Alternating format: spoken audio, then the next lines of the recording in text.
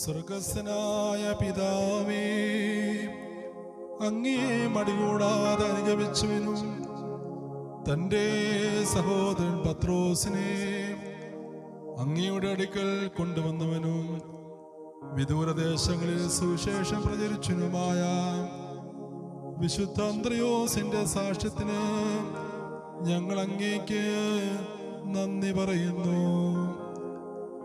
അങ്ങേ ആത്മാർത്ഥമായി അന്വേഷിക്കുവാനും എളിമയോടെ അങ്ങേ പങ്കുവെക്കുവാനും അവസാനം വരെ വിശ്വസ്തയോടെ അങ്ങേ സേവിക്കുവാനും നമ്മളും അങ്ങയുടെ രാജ്യത്തിലേക്ക് ആത്മാക്കളെ കൊണ്ടുവരുന്നവരാകട്ടെ.